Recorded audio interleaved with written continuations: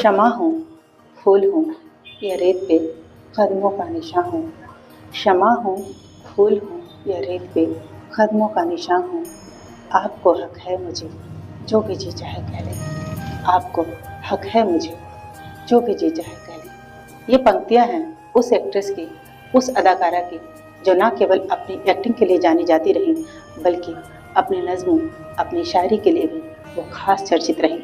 बात कर रही हूँ मीना कुमारी की।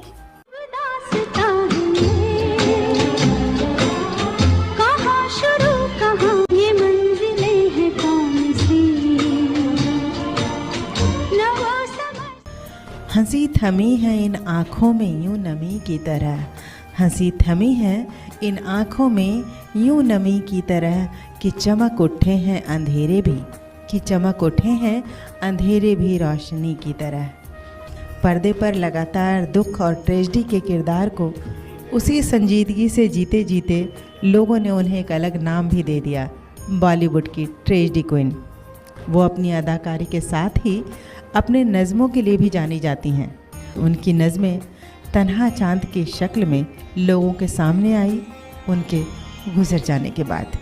साथियों, मीना कुमारी एक ऐसी अदाकारा रहीं जिनका नाम ही उस समय फिल्म के हिट होने के लिए काफ़ी था।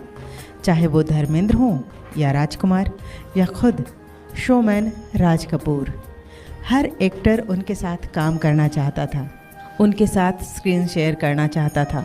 उनकी फिल्मों ने उन्हें बेशुमार लोकप्रियता दिलाई। फैंस से उन्हें बेहिसाब प्यार मिला।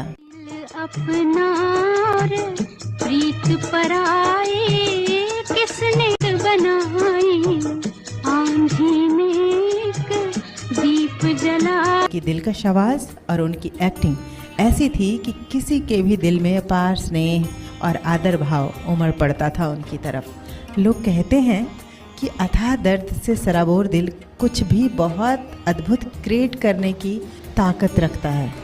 फिर वो क्रिएशन किसी रूप में हो, फिल्मी रील पर संजीदा अभिनय हो या गायकी या फिर शायरी, मीना कुमारी हर जगह पूरी तरह खरी उतरती हैं। जीवंत अभिनय, जादुई आवाज़ और बेदाग सुंदरता के बल पर मीना कुमारी ने 90 से ज़्यादा फिल्मों में अपने अभिनय, अपनी एक्टिंग से दर्शकों को उन्हें चाहने पर मजबूर कर दिया था। मीना कुमारी का असली नाम महजबी बानो था। हालांकि उनके जन्म के समय के कुछ वाक़े बहुत संजीदा हैं।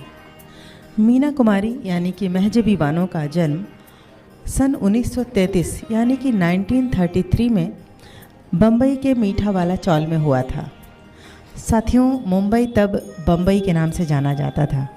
उनके पिता अली बख्श पारसी रंगमंच के एक मंझे हुए कलाकार थे और उन्होंने बाद में फिल्म शाही लुटेरे में संगीत भी दिया था। उनकी माँ प्रभावती यानी कि बाद में उनका नाम जो इकबाल बानो था, एक मशहूर नृत्यांगना और अदाकारा थीं। मगर जिस समय मीना का जन्म हुआ उस समय ये परिवार बेहद आर्थिक तंगी से गुजर रहे थे।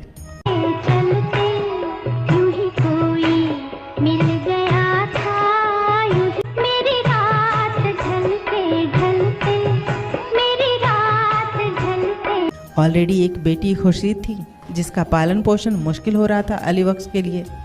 आर्थिक तंगी का आलम ये था कि जब ऐसे में महजबी का जन्म हुआ, उनके पिता अली बख्श ने उन्हें एक अनाथ आश्रम के दरवाजे पर जाकर छोड़ दिया।